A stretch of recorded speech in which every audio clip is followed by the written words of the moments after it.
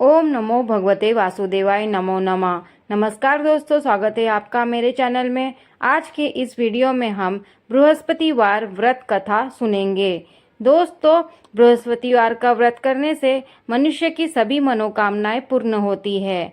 इस व्रत से देवगुरु बृहस्पति प्रसन्न होकर कर्ता को धन, पुत्र तथा विद्या, बुद्धि आदि से संपन्न कर उसके सभी मनोकामनाओं को पूर्ण कर देते हैं। गुरुवार व्रत करने से बृहस्पति देवता प्रसन्न होते हैं और बृहस्पति ग्रह की हर पीड़ा से मुक्ति दिलाते हैं।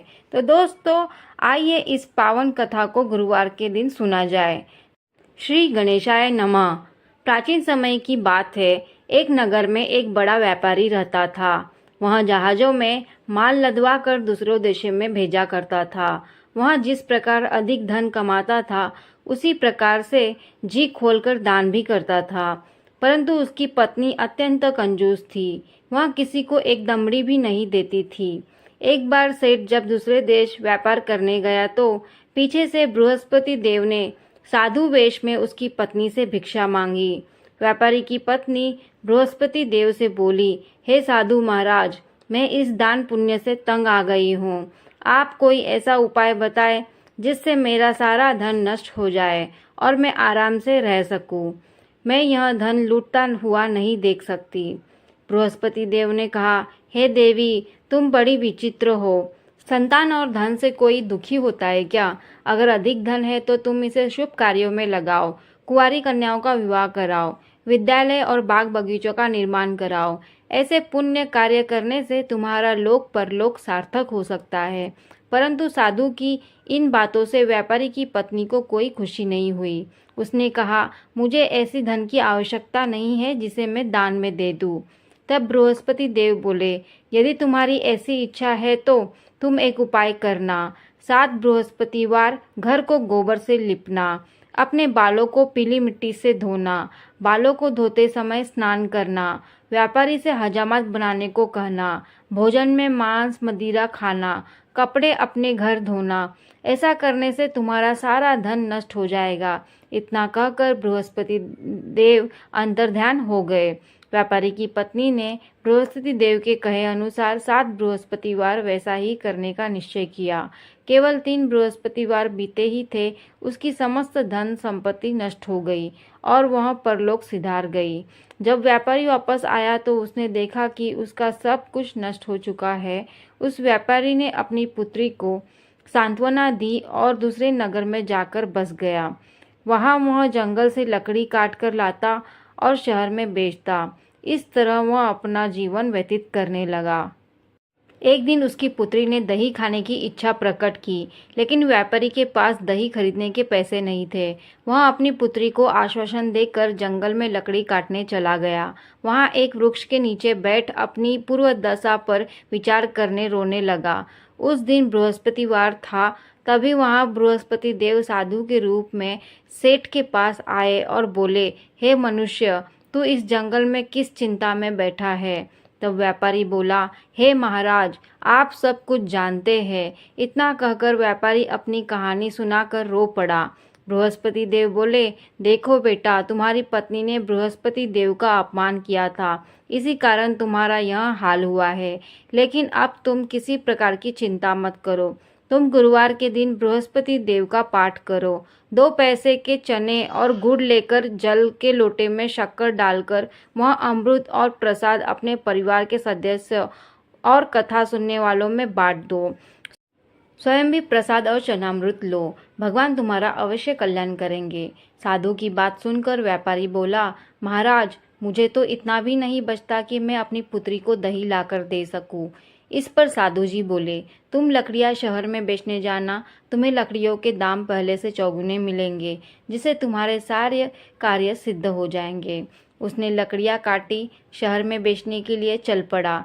उसकी लकड़ियां अच्छे दाम में बिक गई, जिससे उसने अपनी पुत्री के लिए दही लिया और गुरुवार की कथा हेतु चना गुड़ लेकर कथा की और प्रसाद बांटकर स्वयं भी खाया। उसी दिन से उसकी सारी कठिनाइयां दूर होने लगी। परंतु अगले बृहस्पतिवार को वह कथा करना भूल गया। अगले दिन वहां के राजा ने एक बड़े यज्ञ का आयोजन कर पूरे नगर के लोगों के लिए भोज का आयोजन किया। राजा की आज्ञा अनुसार पूरा नगर राजा के महल में भोज करने गया, लेकिन व्यापारी और उसकी पुत्री तनिक विलंब से पहुंची। अंततः उन दोनों को राजा ने महल में ले जाकर भोजन कराया। जब वे दोनों लौटकर आए तब रानी ने देखा कि उसका खूंटी पर टंगा हार गायब है। रानी को व्यापारी और उसकी पुत्री पर संदेह हुआ। उसका हार उन दोनों ने ही चुराया होगा। राजा की आज्ञा से उन दोनों को कारावास की कोठरी में कैद कर दिया गया। कैद में पड़कर दोनों अत्यंत दुखी हुए। वहां उन्होंने बृहस्पति देवता का स्मरण किया। बृहस्पति देव ने प्रकट होकर व्यापारी को उसकी भूल का आभास कराया और उन्हें सलाह दी कि वह गुरुवार के दिन कैद खाने के दरवाजे पर तुम्हें 2 पैसे मिलेंगे, उनसे तुम चने और मुनक्का मंगवा कर विधि पूर्वक बृहस्पति देवता का पूजन करना। तुम्हारे सब दुख दूर हो जाएंगे। बृहस्पतिवार को कैद खाने के द्वार पर उन्हें 2 पैसे मिले। बाहर सड़क पर एक स्त्री जा रही थी। व्यापारी ने उसे बुलाकर गुड़ और चने लाने को कहा। इस पर वह स्त्री बोली, मैं अपनी बहू के लिए गहने लेने जा रही हूँ, मेरे पास समय नहीं है। इतना कहकर वह चली गई। थोड़ी देर बाद वहां से एक और स्त्री निकली। व्यापारी ने उसे बुलाकर कहा कि हे बहन, मुझे बृहस्पतिवार की कथा करनी है, तुम मुझे 2 पैसे का गुड़ चना ला दो। बृहस्पति देव का नाम सुनकर वह स्त्री बोली, भाई मैं तुम्हें अपनी अभी गुड़ चना लाकर देती हूँ। मेरा इकलौता पुत्र मर गया है, मैं उसके लिए कफन लेने जा रही थी, लेकिन मैं पहले तुम्हारा काम करूँगी, उसके बाद अपने पुत्र के लिए कफन लाऊंगी। वह स्त्री बाजार से व्यापारी के लिए गुड़ चना ले आई और स्वयं भी बृहस्पति देव की कथा सुनी। कथा के समाप्त होने पर वह स्त्री कफन लेकर अपने घर गई। घर पर लोग उसके पुत्र की लाश को राम नाम सत्य कहते हुए शमशान लेने जाने की तैयारी कर रहे थे। स्त्री बोली, मुझे अपने लड़के का मुख देख लेने दो। अपने पुत्र का मुख देखकर उस स्त्री ने उसके मुंह में प्रसाद और चनामृत डाला। प्रसाद और चनामृत के प्रभाव से वह पुनः जीवित हो गया। पहली स्त्री जिसने बृहस्पति देव का निरादर किया था, वह जब अपने पुत्र के विवाह हेतु पुत्र वधू के लिए गहने लेकर लौटी और जैसे ही उसका पुत्र घोड़ी पर बैठकर निकला, वैसे ही घोड़ी ने उसे उछाल मारी और वह घोड़ी से गिरकर मर गया। यह देख स्त्री रो रो कर बृहस्पति देव से क्षमा याचना करने लगी।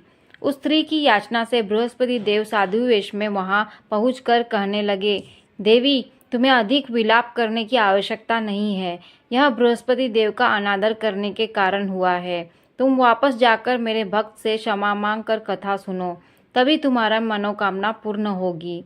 जेल में जाकर उस स्त्री ने व्यापारी से माफी मांगी और कथा सुनी। कथा के उपरांत वह प्रसाद और चनामृत लेकर अपने घर वापस गई। घर आकर उसने चनामृत अपने मृत पुत्र के मुख में डाला। चनामृत के प्रभाव से उसका पुत्र भी जीवित हो उठा। उसी रात बृहस्पति देव राजा के सपने में आए और बोले, हे राजन, तूने जिस व्यापारी को और उसकी पुत्री को जेल में कैद कर रखा है, वह बिल्कुल निर्दोष है। तुम्हारी रानी का हार वहीं खूंटी पर टंगा है। दिन निकला तो राजा रानी ने हार खूंटी पर लटका हुआ देखा। राजा ने उस व्यापारी और उसकी पुत्री को रिहा कर दिया और उन्हें आधा राज्य देकर उसकी पुत्री का विवाह उच्च कुल में करवाकर दहेज में हीरे जवाहरात दिए। तो दोस्तों, इस प्रकार बृहस्पतिवार व्रत कथा यहाँ पर संपन्न होती है। वीडियो आपको अच्छी लगी है तो लाइक जरूर करिए। जो भी मेरे चैनल पे पहली बार आए हो, चैनल को सब्सक्राइब भी जरूर करिए। मिलते हैं एक नए वीडियो में एक नई जानकारी के साथ। राधे राधे।